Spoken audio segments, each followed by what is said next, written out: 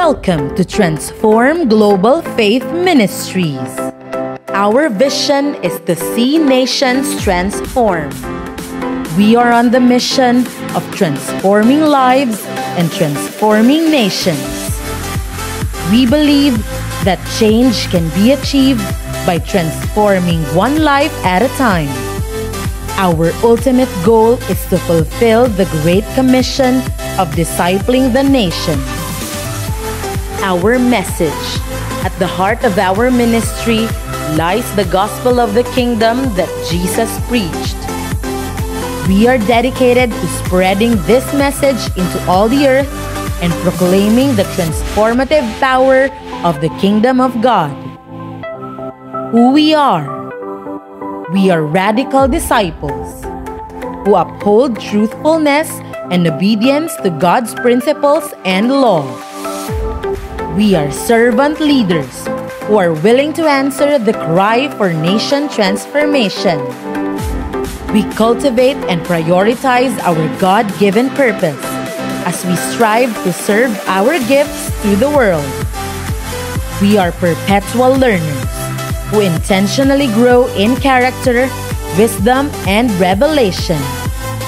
We raise up the youth to be the nation's future generation, to grow with the right perspective, to succeed and lead the next generation. We nurture transformed relationships built on the principle that we all work together in mutuality. We strive to grow in love and compassion above all else, for we value relationships more than issues. As we continue to dominate in the 7 spheres of influence, we are committed to raise up leaders, not members, who will manifest the culture and values of the kingdom of God wherever they go. Workers, not just believers, who are willing to accomplish the vision. Servant leaders, not just followers, who are equipped to equip others. We train, serve, and lead people to become authentic leaders in their areas of influence. We are not a religion. We are a movement. We are Transform Global Faith Ministries. Transforming lives, transforming nations.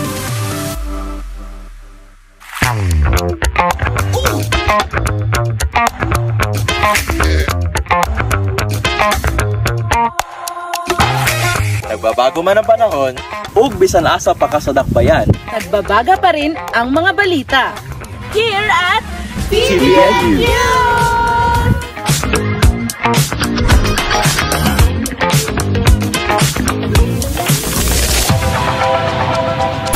We bring you the latest headlines that are shaping our world this week. Let's get right into TBN News Flash. The TGFM community came together in gratitude for our Thanksgiving service last Sunday, celebrating the faithfulness of our King and this year's milestones. New projects launched, lives impacted, and growing partnerships.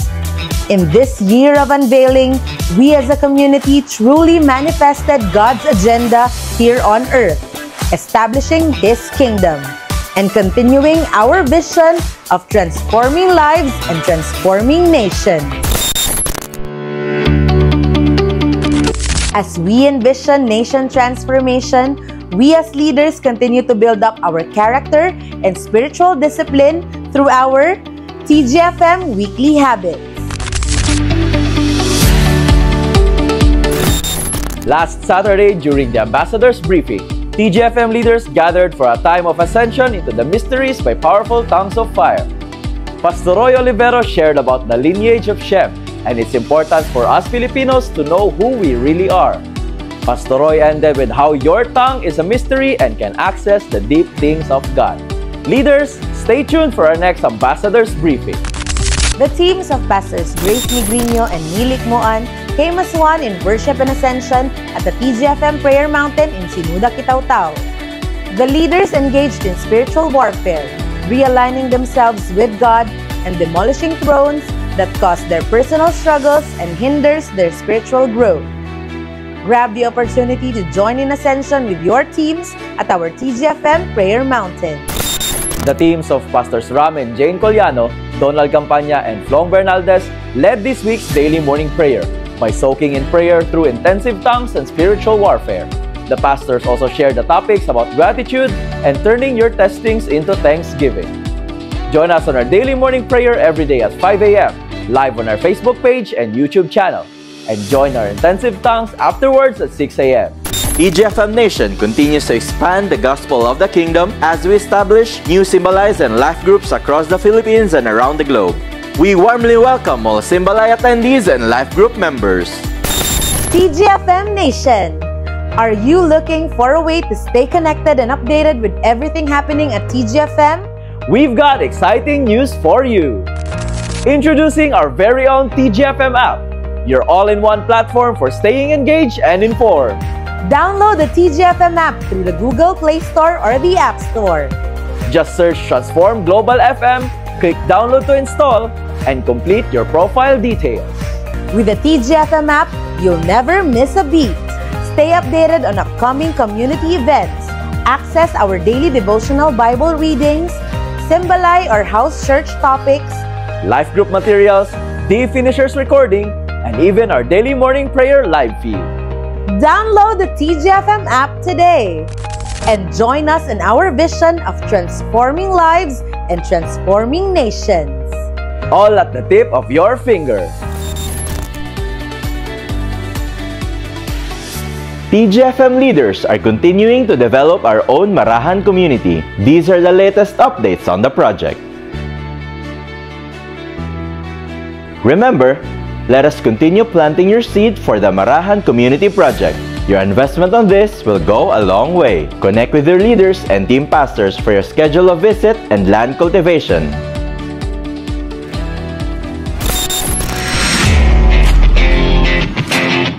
Get set for an exciting lineup of events. Stay tuned as we reveal what's coming soon. We all want to succeed in life, but most often than not, we do not know how to make things happen. With LifeHacks Beyond, get to discover and develop your true purpose and potential. The keys to becoming successful in life. Sign up now. Enrollment is now open for LifeHacks Beyond Training Batch 6. And that's a wrap for this week's TBN News. Your number one source of good news that empowers and transforms.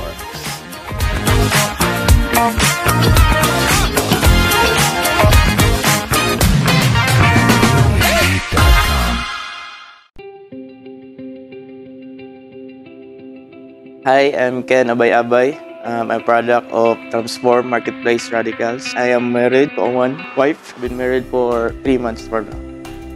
Before Divine Appointment, I'm already a Christian. Sugod pagkabata. Tapos, nawala ko sa simbahan because na-hurt ko. Tapos, nag-work ko sa live events. And dito na-experience na ako tanang worldly kayo, drugs, alcohol. Dito pa na ako na-try na mag-party na wala na ako nabuhat sa itong Christian ko. During the Divine Appointment, dito na ako na-experience o healing sa heart.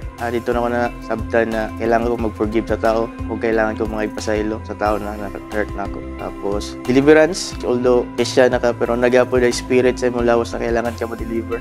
Dili na mo kaya buhaton, kundi sa DA lang ni mo makuha. Pinakauna, pray doon ako is sa grabe na ako addicted sa shabu.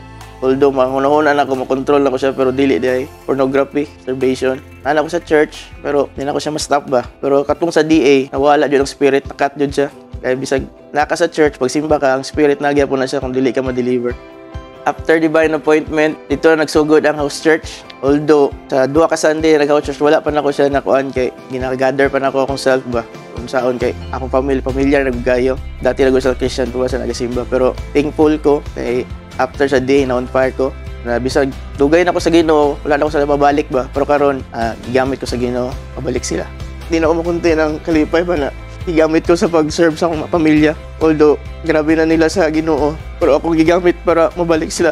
Thankful ko sa Ginoo na karon na panahon ako gamiton sa pamilya na mabalik sila.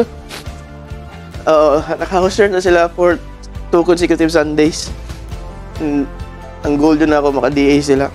power lang juga yung DA kay dito nyo makita ang purpose nimo sa mong kinabuhi. Although dugay na akong Christian bro, wala na ko nakita na pananahon ba na gamiton ko sa Ginoo na singanay na paagi.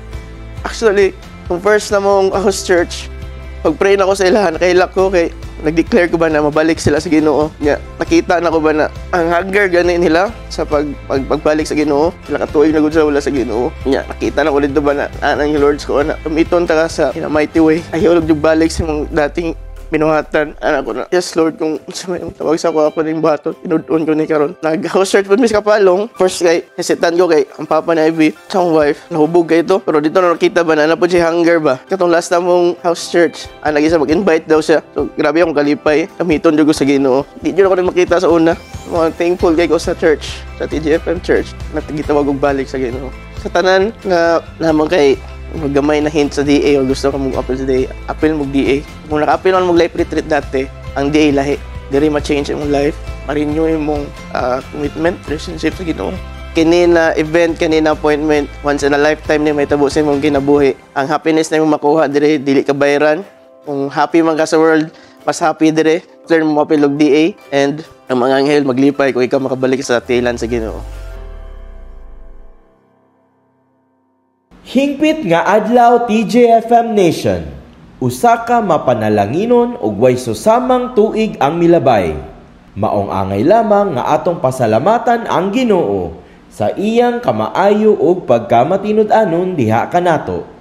Kay ang salmo nagaingon, tungod kay ang imong gugmang walay paglubad, labaw pa kamaayo kay sa kinabuhi. Ang akong mga ngabil magaday kanimo. Busa daygon ko ikaw, samtang buhi pa ako. Magbayaw ako sa akong mga kamot ug magtawag sa imong ngalan. Maghiusa kita sa pagtapos sa tuig 2024 uban sa pagpasalamat ug pagsimba kay Yeshua nga atong hari.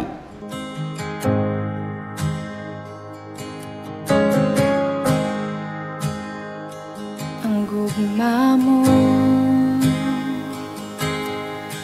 kaluoy mo ay ginutuban, gikuptan mo, tibuok kinabuhi ko. Gikan sa akong pagbangon, hantod sa pagpahulay, awiton ko ang pagkamaayo mo.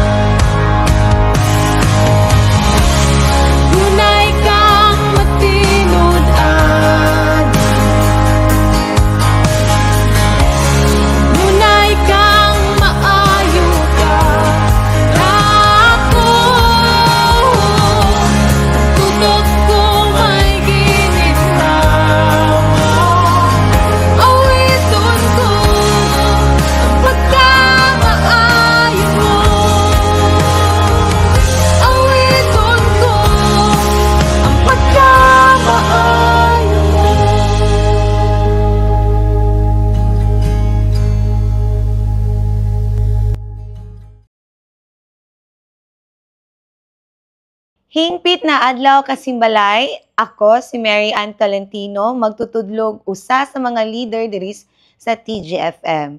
Tulo ka pinaka-importanteng prinsipyo sa gingharian sa Ginoo na akong nahibaluan, nasabtan o gikinabuhi sa 13 na katuig na ako sa Ginoo, mao ang pag-ampo, pagpuasa ug paghatag.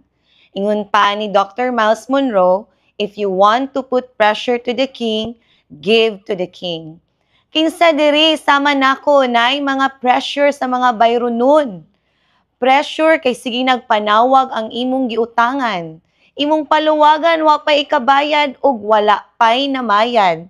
Pressure sa bayronon sa suga, tubig, balay, wa pay apil tambal kay naay nagsakit sa balay.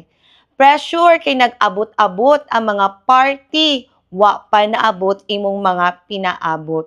Di ba maka-pressure? Tungod sa kwarta, nigsaka imong blood pressure. Sa tulo ka prinsipyo na akong nasulti, isa sa mga butang na akong gibuhat aron ang langit moabri kanako kay ang akong paghatag sa tithes ug offering. Yes, ako mismo ang nakabenepisyo gayud. Sugod pa katong dalaga pa ko, hangtod na minyo na lang ko. Amo adjud gina-practice ang paghatag sa among obligasyon sa atong hari, mao ang tithes and offering diha sa Ginoo. Kay ingon pa sa Malakay 3 verse 10, karon aghaton or hagdon ko kamo nga sulayan ninyo ako ang Ginoo nga makagagahom. Dad-anin niyo ang tibuok ninyong ikapulo sa bodega sa templo, aron may pagkaon diha sa akong templo. Kung himuon ninyo kini, padad-an ko kamo og ulan og hatagan og naghinubrang panalangin.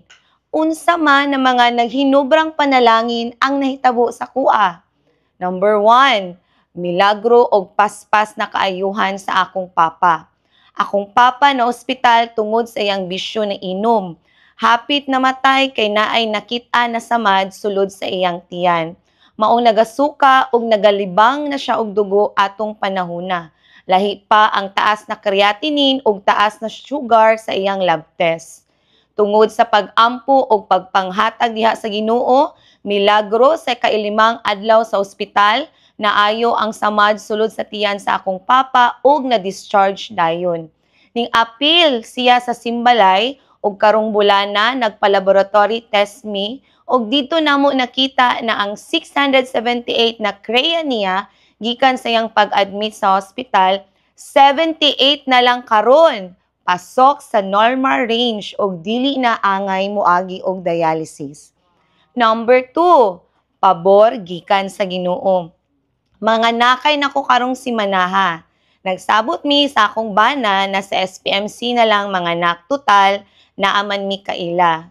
Wala damha, akong OB nag-offer namo og bag-ong service policy sa Brokenshire na bag-o lang jud na open. Among gitry og process og gipasa ang tanang requirements plus interview. Naamantay marahan project, di ba? So nagsabot mi sa akong bana na ang komisyon niya itanom namo diri na project og ihatag ang tithes once ma-approve mi sa no bill balance sa Brokenshire. 3 weeks ago, ang OB nako mismo ang ninglihok aron matagaan kog doktor sa Brokenshire. Upon checking sa logbook nga naay lista sa nag-apply, ako lang ang nahatagan og resident doctor. Og nakuha jud namo ang social service assistance na buntis package. Akong check-up, libre plus atimado pa jud sa doktor na na-assign sa kuha magpanganak. Ikatulo, among sakyanan, maimpas na jud next year, pero dili kami nagbayad. And sponsored by someone. Ang gas na tag 500 na tubil, naglugos pa jud pangitag budget sa una. Karon, always full tank na. Sugod na sige na mig panghatag. Ikaw, gusto ba nimo masinati ang nahinubrang panalangin sa Ginoo mismo diha sa imong balay para sa simbalay? Hala, hatag na nga naay kalipay.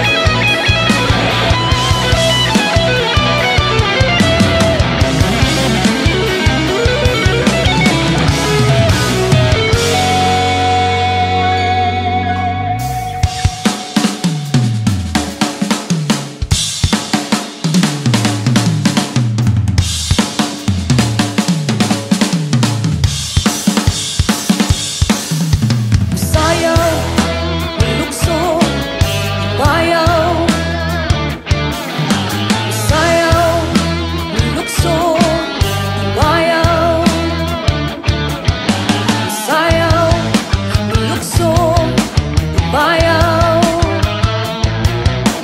sayaw, lulukso, bayaw, bayaw ta. Sayaw, sayaw ta, lukso, lukso ta, kamot ibayaw ta, sa pagsimbakan niya. Sayaw, sayaw ta, lukso, lukso ta, kamot ibayaw ta, sa paghimayakan niya. Sayaw, lukso, lukso, sayaw, lukso, lukso, sayaw, lukso, lukso ta.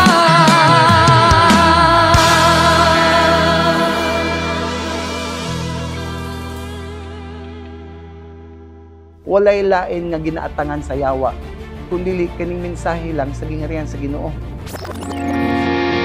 Kaya ang mensahe sa gingharian para man jud sa tanan na kadaghanan, sa tanan tao ug dili lang sa mga reliyoso.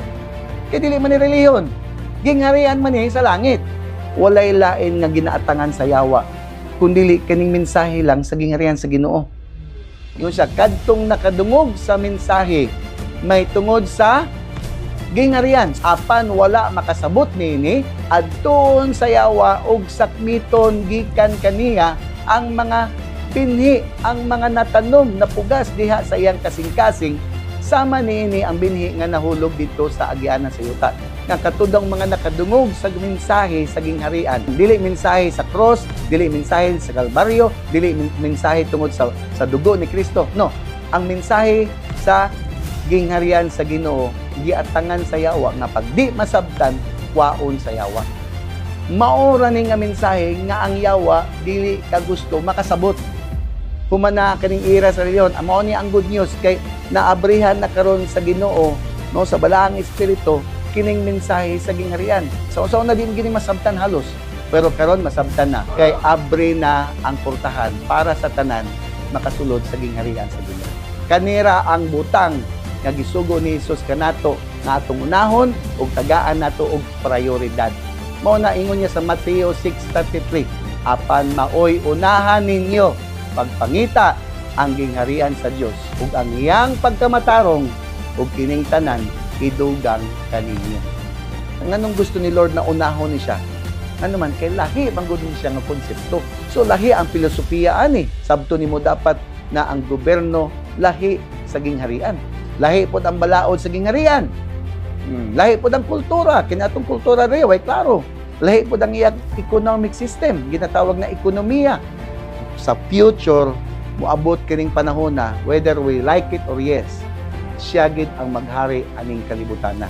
Ang gingharian sa kalibutan, nahimo ng gingharian sa atong Ginoo o sa iyang Kristo o maghari siya hangtod sa kahangturan.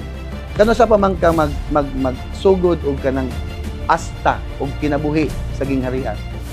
Ayog sugot na makulture siya kapag abutan ng panahon na. Ha? Sugod karon estudyohan na nato ni ngano man kay nagasulod na ta no sa era sa kaninga age yung ginatawag natong gingharian. And the moment makasabot ka aning gingharian, makita nimo ang benepisyo nimo na naay kabag-uhan sa imong kinabuhi, sa imong pamilya, sa imong komunidad, ug naay nindot nga paglantaw sa umaabot.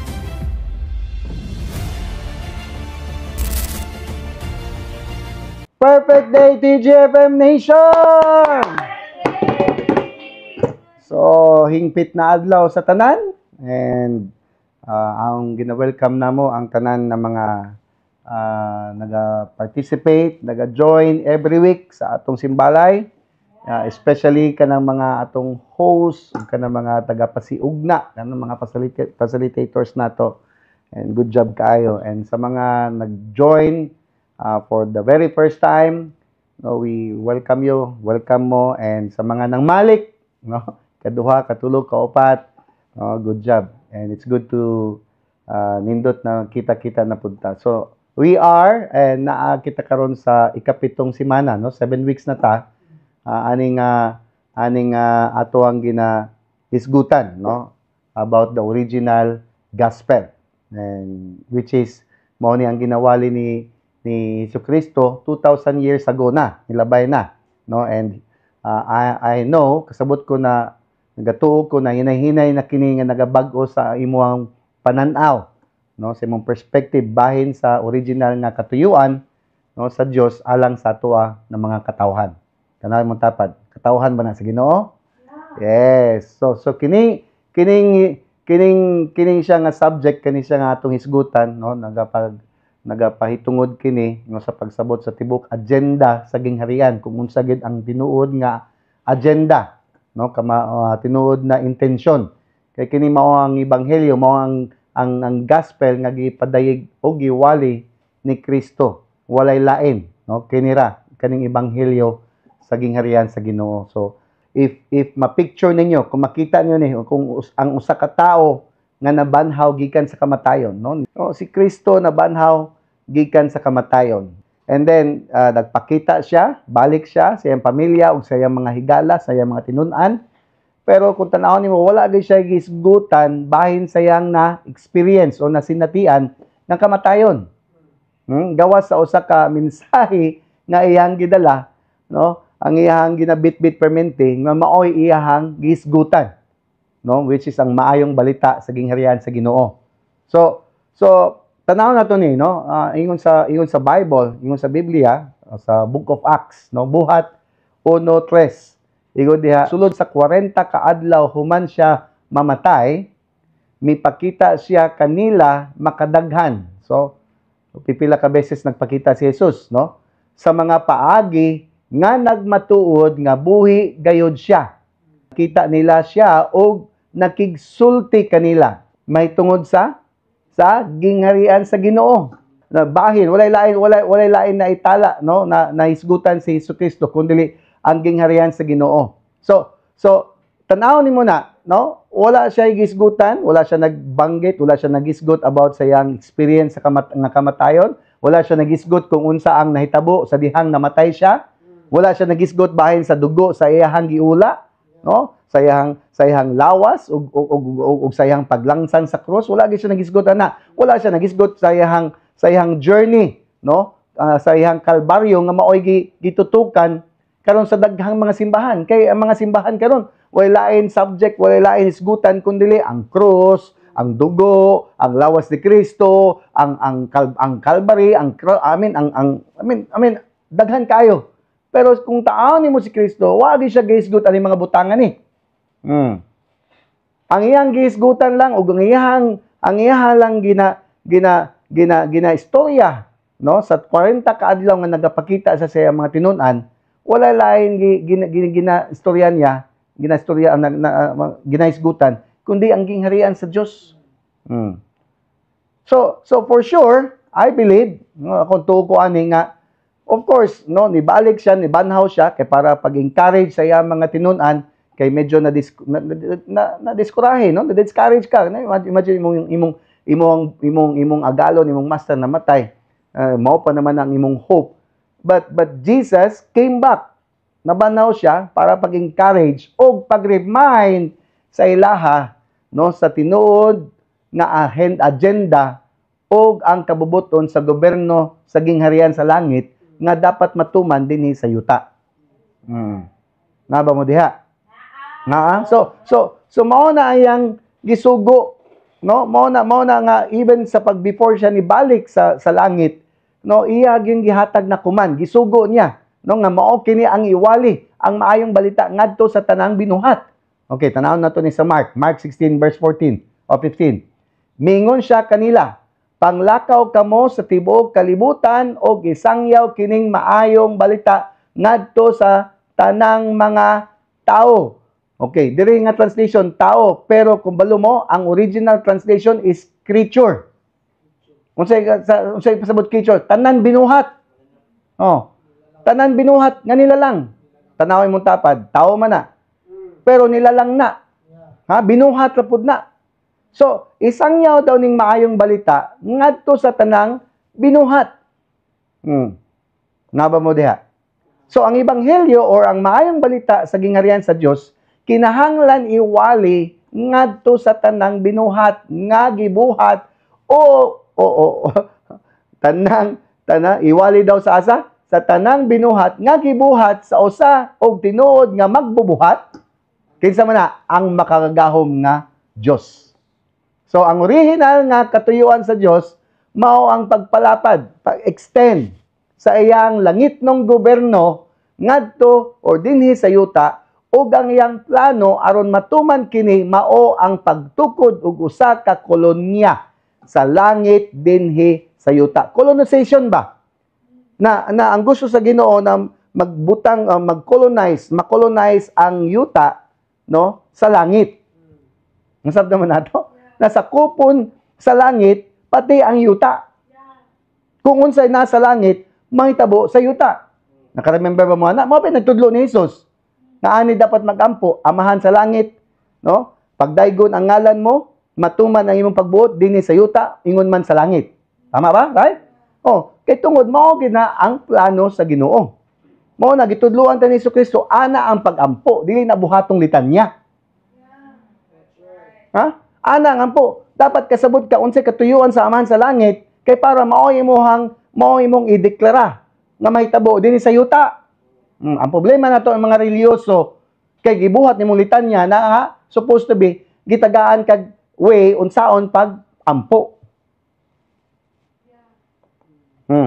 So, ang plano sa Dios mao ang pagsumpay sa langit ug yuta pinaagi sa kolonisasyon. Ha? Unsay nasa langit mahitabo sa yuta. Mag-abot ba? So, pinaagi sa iyang katungod nga siya magbubuhat, okay? Ang kalibutan mao ang gitawag na kanang dominion, kanang sa mga British, mga no gitawag na siya crown land. Unsa pasabot ana? No kanang kini mao ang panag-iya sa mga maharlika or haring kaliwat. No? Ang pasabot ana na ang yuta dili panag-iya sa mga tao, kundi sa mga maharlika, royal blood, no, sa mga haring kaliwat. So, kung naitabo gani, kung naaman gani na diri sa yuta, no, which is ang mga British, ang mga Spaniards, mao na ang ilahang way sa panggoberno dinhi sa yuta, tungod na kay gikan na ang idea sa langit. Kaya mao ang hari nato sa langit, mao yang gusto nga mahitabo dinhi sa yuta. Kani yang yuta, kaning earth, kaning kalibutan, mao ni iyang ginatawag na crown land. Iyahang gingharian. So, okay. Para ma-remind mo, unsay pasabot sa gingharian sa Ginoo? Ang gingharian mao ang pagpatuman sa kabubuton sa hari ngadto sa usa ka teritoryo or nasakupan. Mao kini ang ginatawag na king's domain or kingdom. Mao na nay gitawag kingdom kay mao na siya ang teritoryo or nasakupan sa hari, king's domain. Okay. Tanaw to sa Bible para makasabot mo. Psalms 24 verse 1 to 3 para masabtan nimo nga ang kalibutan, no, ang Ginoo ang naghari aning tanan. Kay siya ang nagbuhat aning tanan, okay? Unsay ingon dire? Ang yuta ug ang tanang anaan niini iya sa Ginoo. Ang kalibutan ug ang nagapuyo ni ini. So, ang yuta ug ang tanan naa sa yuta ang Ginoo ang nagabuhat, pati ang kalibutan o ang mga nagpuyo. Tanawin mo tapad. Taga-kalibutan man na. Kinsay Ginoo ana. Way lain. So, ibig sabihin, nagpasabot lang nga kita dapat dominated ta, no? Isa ta sa mga teritoryo na sakupan, no, sa ato ang buhi nga Ginoo. Ingon rin sa verse 2, kay siya maoy nagmugna niini ibabaw sa kadagatan o gipahimutang kini ibabaw sa katubigan. So matag pulgada, grabe kini. Matag pulgada sa yuta mao ang personal na kabutangan sa hari sa langit. Tanan rin sa yuta, no, every square inch property daw na sa hari sa langit. Walay dili iya ha. Oh, tawon mo tapad. Appeal na siya. Yeah. Kaya ang tinuod na gingharian sa Ginoo, tinuod na gingharian, kung isgutan tong gingharian, walay pribado nga kabutangan nga giangkon sa mga mululupyo. Ang hari ra mao ang tag-iya sa tanan. So ibig sabihin, ang buot pasabot na kita do na tay tag-iya. Ako na ako'y tagiya, dili akong asawa. Ang tagiya nako is ang akong amahan sa langit. Dinha kay Kristo. Kung wala ka kay Kristo, ang tagiya nimo nga imong ginatawag is ang Ginoo. Kung Islam ka, ang imong tawag sa Ginoo is Allah. So uban relihiyon, I don't know unsay tawag nila. Pero maora na isara na tanan. Kay tanan tao mo deklara gyud nga naay Ginoo. Tama ba? O sakop ta niya. Dapat kasabutan na. So kung naka kay Kristo, ang hari nga mao'y tagiya sa tanan, dili lang hari ang pagtan-aw nimo sa iya, amahan pa. Mo na nga ato ang medyo, mo na atong gamay na, mo na ang dako kayo nga benepisyo, no, alang tung naa kay Kristo. Naa ba ka kay Kristo? Mo na ang imuhang isa sa mga benepisyo nga matawag nimo ang hari sa langit nga imong amahan. Kung wala ka kay Kristo, hari lang imong pagtanaw jud or Ginoo ra jud. Mo na naikahadlok ka. Hadlok ka mo dool. Pero kung naka kay Kristo, matawag nimo siya nga imong amahan. Okay? Okay, let's look at the Bible kay taon natin sa Biblia kay, di ba? Ang hari sa langit naghatag sa tao og kagamhaan sa yuta. Kabalo mo na nga ang hari sa langit, ang atong Dios sa langit, naghatag siya sa tao, kita sa tuwa o gahom dinhi sa yuta. Gitagaan ta niya og kanang unsa ba? Gitagaan ta niya og kanang katungod. Tanaw mo tapad, nay katungod na. Di na basta-basta. Okay. Unsa man nangingon niya sa Genesis, sa pagsugod sa pagbuhat sa tao. Unsa ingon niya diha? Unya mingon na usab ang Dios. Buhaton nato ang tao sama kanato ug sama sa atoang dagway. No, tao na imong tapad. Dagway na sa Ginoo. Wa may nakita sa Ginoo. Wala tanaway mo tapad para makailak ka sa Ginoo. Dili na siya Ginoo, pero hulagway na sa Ginoo. Mo na ayaw ka man manaway. Wa kay karapatan manaway kay sama ra sa imong gisaway ang Ginoo sa iyang binuhat. So ingon diha, buhaton nato ang tao. So meaning nanay tao. Ha?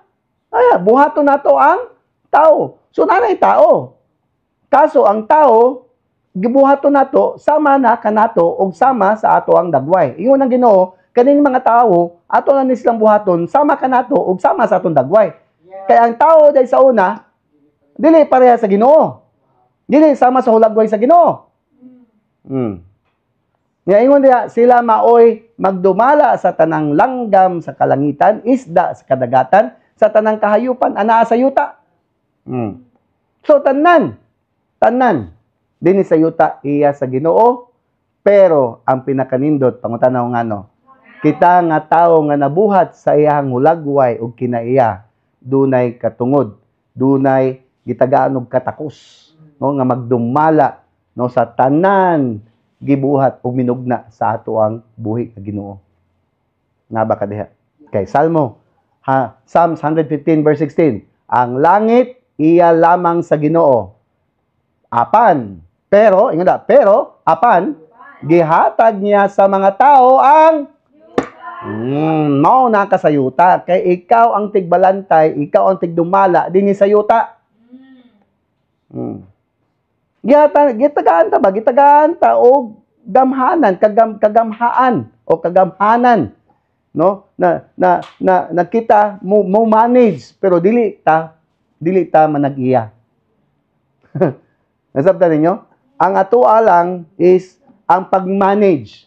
Dili nato ni siya ang kunon nga atoa. Kay way ato diri.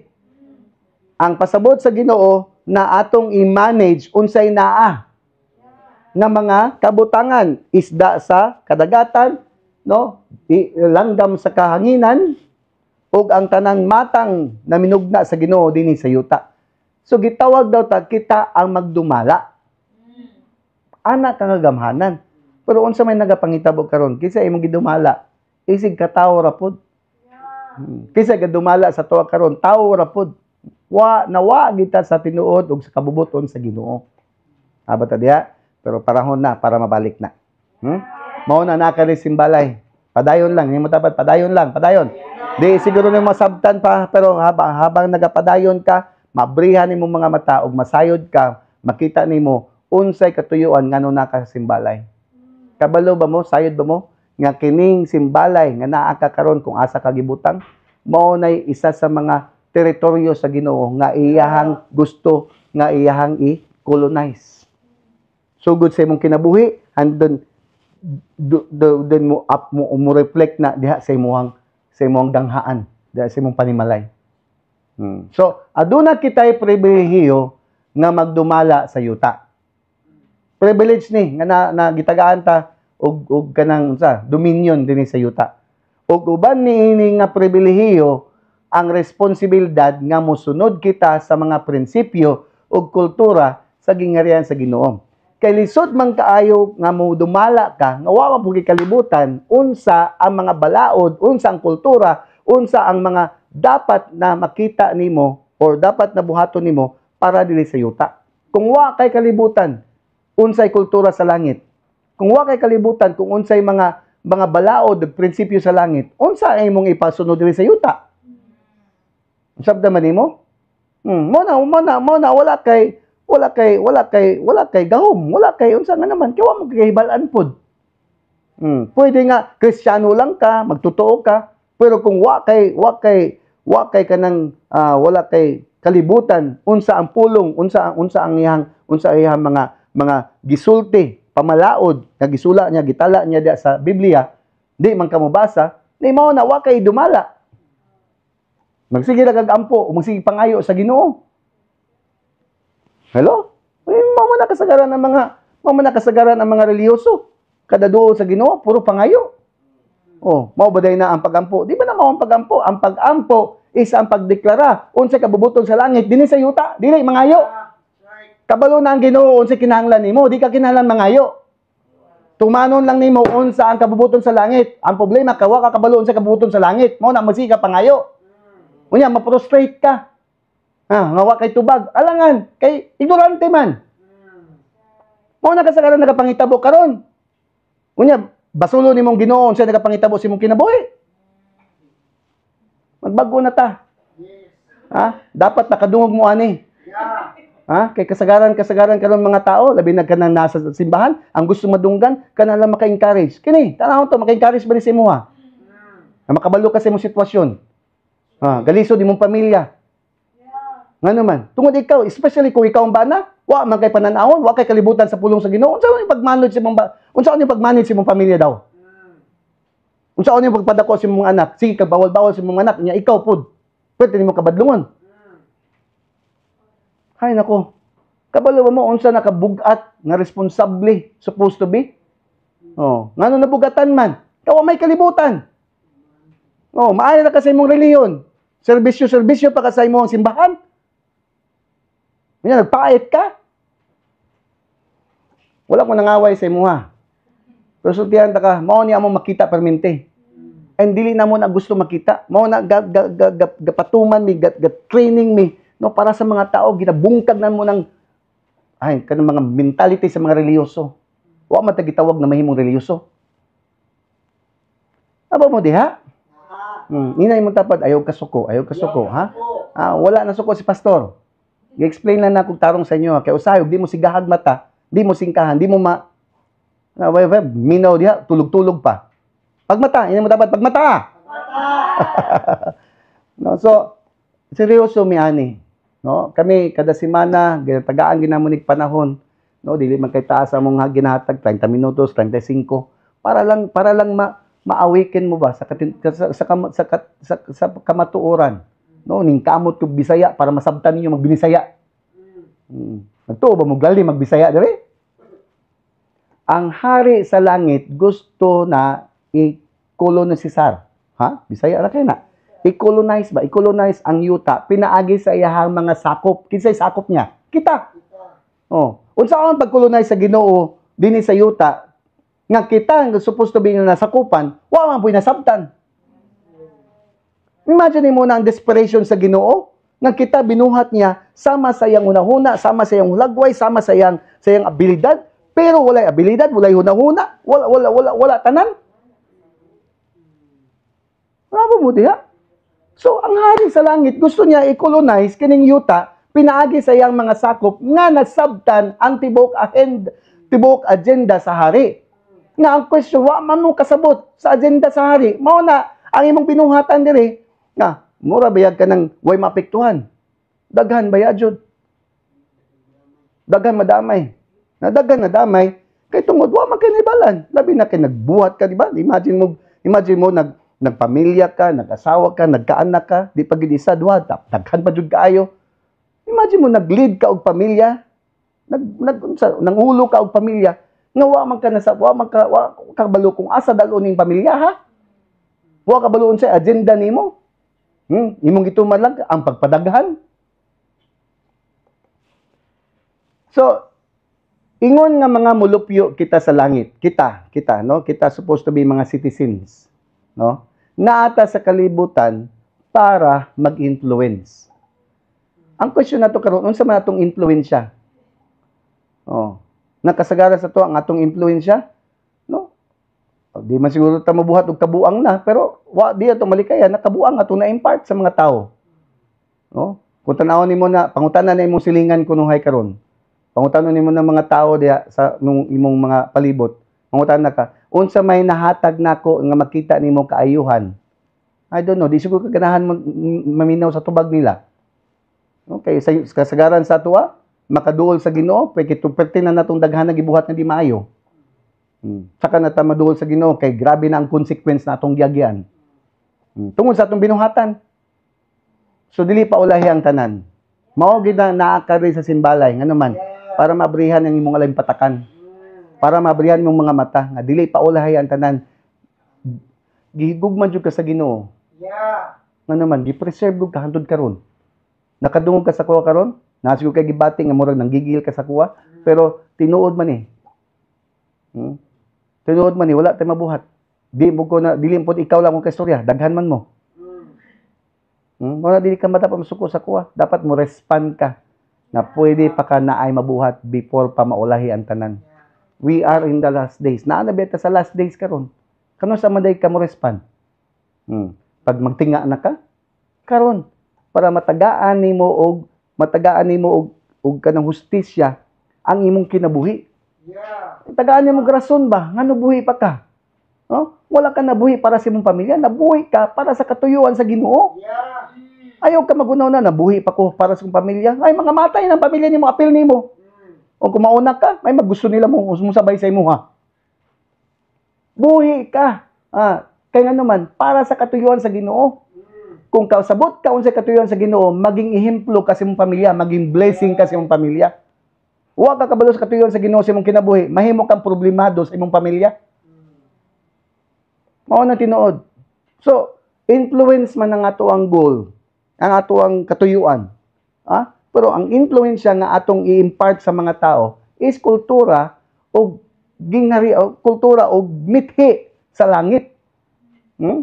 Kung unsa man ang atong pwede ma-impart sa mga katawhan o sa palibot nato, dapat ilalom sa gobyerno, sa hari, sa kalangitan. Nabata diha? So, ang original nga tuyo sa Dios mao ang pagbutang og kolonya sa iyang mga sakop sa yuta. Pangutana ko ngano? Aron ipakita ang iyang daghang kaalam, ang iyang kasing-kasing, iyang hunahuna, iyang kabubuton og mga tinguha nga manindot kayo. Nga mailhan sa mga manghuhukom o mga otoridad sa mga kalangitan. Kabalo ba mo na kanitanan spiritual man Dili ni madalag religion. Religion dili man spiritual. Abi nimo grade spiritual ka pagabot nimo sa religion, buhaton lang kag problema. Maghatag lang dugang problema. Tanawa diri. Unsa may katuyon ingon sa Ephesians chapter 3. Ingon ra. Og aron ipahayag ngadto sa tanang tao kung unsa ang laraw. Unsa pasabot sa laraw? Purpose. Kung unsa ang laraw sa maong tinago. Laraw sa tinago. Imagine mo, gitago, pero kita na karon. Sulod sa mga katuigan, gitago kini sa Dios nga maoy nagbuhat sa tanang butang. Aron nga pinaagi sa iglesia, pinaagi sa simbahan, pinaagi sa iyang mga katawhan, ang lain-laing kaalam sa Dios, ikapahibalo karon ngadto sa mga nagmando o mga kagamhanan diha sa mga langitnong dapit. Kini sumala sa walay katapusang tuyo, katuyuan ni sa nga iyahang gituman diha kang Kristo Jesus nga atong Ginoo. Naba mo diha? Kini daw nga kini nga plano daw, kini nga laraw, no? Tinago kini, pero gipakita na. Gipadayag na niya sa iyahang kasimbahanan. Sa iyahang iglesia ba, sa iyang mga katawhan. Unsa man ang kalagkalain-laing kaalam, wisdom, no, para ipahibalo ngadto sa mga nagmando og mga kagamhaan dinha sa langitong tanan sa mga spiritual beings, authorities. Ipakita ba nga naay kaalam, naay wisdom sa imuha. Ug mao ni ang laraw, mao ni ang plano sa Ginoo, eternal plans ni siya, nakatuyuan sa Ginoo nga gituman dinha kang Kristo Jesus nga atong Ginoo. So dinha lang kay Kristo Jesus nato makita ang tinuod na plano sa Ginoo. Katuyuan sa Ginoo. Ang iyang mga laraw, ang tanan ng mga matang na wisdom, mga matang na mga kaalam. Mao na kung wala ka kay Kristo, ang imong kaalam dinhi sa yutanon lang tanan. Walay wisdom nga gikan sa kalangitan. Naba ka diha? Sayo diha, diha kaniya makabaton kitag kaisog ug makaatubang na kita sa Dios pinaagi sa atong pagtuo kaniya. So, diha lang kay Kristo. Naata kay Kristo karon, kamo na nga tigpaminaw, nagatan-aw, diha kay Kristo lang ta, no? Magkaroon og kanang tinuod na kanang kaisog. Oo nga kanang confidence. No, na makaatubang ta sa Ginoo kay gitagaan ta niya nga access tungod sa atong pagtuo kang kinsa kay Hesukristo. So naata na ang mga benepisyo. Imagine mong wisdom, ikaw dapat ang counselor. Ikaw dapat tigpamaba o tigtambag. Pero unsa may tambag nimo? Nga ikaw pud badlungon wa pud kakabalo. May na lang kay nakas simbalay. Hinay-hinay na nagabago imong kinabuhi, hinay-hinay nagaabri imong unahuna, hinay-hinay nakaamgo karon nga dapat day naa kay kaalam. Ug diha kay Kristo, abundansya ang kaalam. Naa ba ka diha? Naay nindot ga paabot sa imo plano sa Ginoo before ka pa nahimugso, before ka pa natawo, plano sa Ginoo nga mabuhi ka karon panahona, gi-extend niya imong kinabuhi despite sa imong mga binuhatan nganuman kay wa panahuman ang iyang katuyuan sa imong kinabuhi. Ang imong buhaton karon, mag-respond ka. Respond ba? Unsay pasabot sa respond? Kanang mo responde ka. Dili ka magpagahi. Nga naman, magpagahi pa ka sa imong kahimtang. Sayang ang imong panahon. Nga naman, kalamiton ka sa Ginoo. And I believe kami na mga naadi sa TGFM, wala milain ginabuhat. Kundi panawagon ang mga galamiton sa Ginoo. So dili aksidente nga naa ka diha karon. Kay gamiton ka sa Ginoo. Kung magpagamit ka. Kay kung udi ka magpagamit sa Ginoo, automatic kinsa mo gamit nimo. Remember, espirituhano ni siya nga nga mga bahin. Dili nimo ni madala og kanang timpla-timpla lang tanaw-tanaw lang nimo. No. Spiritual ni siya. So sa espirituhanong kahimtang ang tuyo sa Dios sa pagkolonisar sa yuta, mao ang pagpaila sa mga espirituhanong gahom sa kangit-ngit kung unsaon nga ang mga tao nga binuhat sa iyang dagway ang pagdala sa gobyerno ug kultura sa langit dinhi sa yuta. Hangtod nga ang yuta makaangay na sa langit. Meaning, unsay na sa yuta, maoy may tabo. Unsay na sa langit, maoy may tabo sa yuta. Meaning, kung ang gingharian sa Ginoo sa langit lang mahitabo nga magabot sa panahon dinhi sa yuta mahimop kung gingharian sa Ginoo. Ingon biya sa Bible na ang gingharian sa kalibutan nahimong gingharian sa atong Ginoo. Whether mo respond ka o dili, mahitabo na siya. Mao na ang pinakanindot nimong buhaton, mo responde ka. Mo say yes ka sa atong Ginoo. Nganuman, kay kung mo say yes ka siya, galamiton ka para sa pag-establisar sa gamhaan sa gingharian sa Ginoo dinhi sa yuta. kay nanginahanglan ang Ginoo ug usa ka lugar na iyahang makolonize. Imong kinabuhi, imong simbalay, imong barangay, imong syudad, ha? Atong region, hantod mabot sa tong nasod, hantod sa uban kalibutan, uban nasod. Haba ka diya? So dili basta-basta ang atong tawag. Pero magsugod na kanusa pangutanaw kanusa sa pag-acknowledge nimo nga si Jesus dili lang nimo manluluwas, siya ang imong hari. Hari sa langit na gusto mo patuman sa iyang kabubuton dinhi sa yuta pinaagi sa imong kinabuhi. Nga ba ka diha? So kini atong series nga pagtudlo is para maabrihan ka, malamdagan ka, makasabot ka unsay katuyuan ni Jesucristo sa imong kinabuhi. And I'm telling you, sabto nimo ni na kung mo responde ka kana imong kinabuhi karon, dili na final nimo nga destination. Temporary na kay naay nindot ka paabot na kaugmaon sa imong kinabuhi, sa imong pamilya ug sa tanan mga tao nakapalibot kanimo. Gamiton ka. Hindi mo dapat galamiton ka. Amen ba?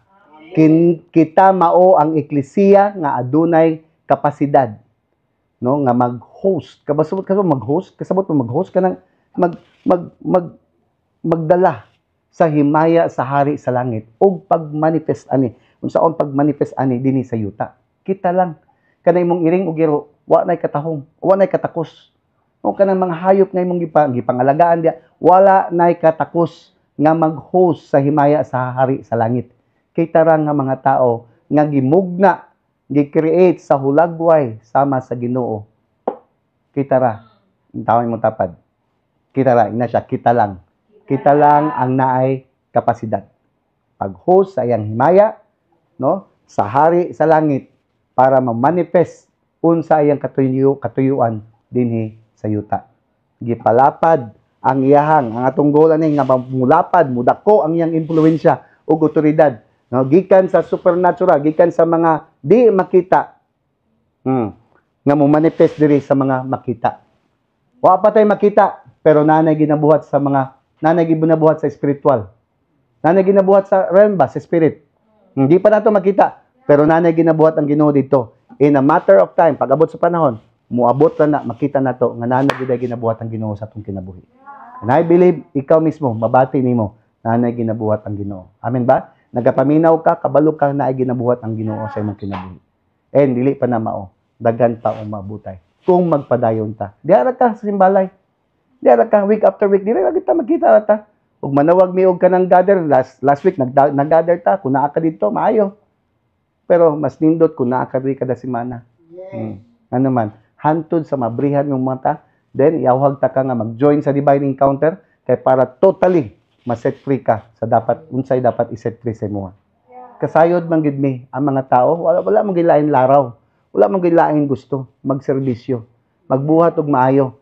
Dili ka kabuhat og unsay maayo para sa Ginoo kung di jud ka kaengkwentro sa Ginoo. Wa nimo dili nimo maengkwentro ang tinuod na Ginoo nga nagmugna kanimo. Mao na ang atong divine encounter. Amen. So today, no, karon magampo ko. Unsay kabubuton sa langit mahitabo sa imong kinabuhi. Ug unsa man ang imong desisyon karon, no? Masilyuhan na hantod sa makaengkwentro ka kaniya. And then para makabuhat ka sa unsay laraw, unsay gusto sa Ginoo para sa imong kinabuhi. Dili imong gusto ni Lord para sa imong kinabuhi. Amen. Let me pray. Father, salamat kaayo Amahan sa langit sa imong gibuhat karong adlaw. Salamat kaayo na matag-usa ka simbalay, matag-usa ka membro Ginoo, Lord, malamdagan, abrihan ang mga mata, Lord, para sa imong katuyuan. And salamat kaayo na karong adlaw, Lord, mo say yes mi kanimo. Magingon mi nga, yes Lord, unsa man ang imong katuyuan, matuman Lord, dinhi sa yuta, ingon man sa langit. Salamat kaayo. Kung ikaw na karon gusto ka mo say yes kay Lord, gusto ka mo padayag sa imong pagtuo nga si Kristo maora gay makahatag kanimo. Dili lang kaluwasan, may makahatag sa imong katuyuan. Kung ikaw na, no, piyong imong mga mata, padayon no piyong mata, taas imong kamot, ug sabat ani nga pag-ampo. Short lang niyang pag-ampo nga imong sundon kanako, sundon nimo, no? Kay mao ni imong pag-ampo na mo commit ka sa proseso pantod sa maabrihan imong mata sa imuhang katuyuan. Okay? So, sabat ani nga pagampo, Ginoong Hesus, walay laing hari sa akong kinabuhi. Ginoong Hesus, sugod karong adlaw, ikaw na maagdumala sa akong kinabuhi. Itugyan nako ang tanan diha kanimo. Akong unahuna, akong plano, akong gusto, ug ang akong tinguha. Lord, ikaw na sugod karon. Unsa imong katuyuan sa langit, may tabo sa akong kinabuhi. Sugod karon. In the name of Jesus. Salamat kay Lord. Na sugod karon, maghinay-hinay na ug pagbago ang akong kinabuhi sa tinguha na matuman ang imong kagustuhan diha sa langit dinhi sa akong kinabuhi. Salamat Lord sa pribilehiyo nga makaserbisyo ko sa imong katuyuan dinhi sa yuta. Sa ngalan ni Jesus. Amen and amen. Kung gipray nimo na with all of your heart, then silyado na sa blood, sa dugo ni Kristo. Okay? Magpadayon pa ta. No, sugod pa lang ni. But magpadayon ta kay taas-taas ang atong proseso. So, expect ko sa imo na magkita pa ta next week. Amen? So, maayong hingpit nga adlaw. Hello, good morning. Ako dahil si Donald Campanya, ang pana ni Ana Del Campanya, and I have 3 children. My life before divine appointment is napalong ang ako ang passion sa ato ang Lord. Medyo na-discouraged, na-confused because nawalang small business. Na-test dahil ko dito. Then pangit kayo naitabo kay na-apektuhan na ako ang family. There was a time na nag-long drive me with my wife. And then nag-away me. Itungod, gusto na ko muhawa actually sa church kay discouraged na eh. Pero walay sa lang church sa ako. Ako lang sa ako ang sarili lang. Tinawadan ko ugana ba. The next day, long drive lang Japan eh. And then gi-confess ako kay wife na bugat kayo ang ako ang heart. So, gi-allow na ko si wife na mag-minister sa ako. Giingnan ko niya nga, dati ka pwede mo undang kay naami anak nga si Abby. Tanawa kung saan naitabo sa iyang life karon. And then nagpander ko habang nag-drive ko na nagtulo akong luha kay nakalimtan ako. Na-realize na ko nga dili jud ko pwede mo undang kay tungod ang ako ang anak sa kuha siya nagatanaw. Dito ko na kuan na alive, tuloy na alive jud ko. Kuan lang is wala na ko ginapalata sa iya. Kay syempre murag ang pride na pud nako ba ning balik na pud pagka critical pud sa kuang mind. And then sa divine appointment na pilitan lang jud ko kay Mrs. kay dili ko gusto nga madugangan pa ang damage ba. So the first day na late pa jud ko and then wala lang jud sa ko ang heart basta kay for the sake lang of attendance ako ang leader ana ba.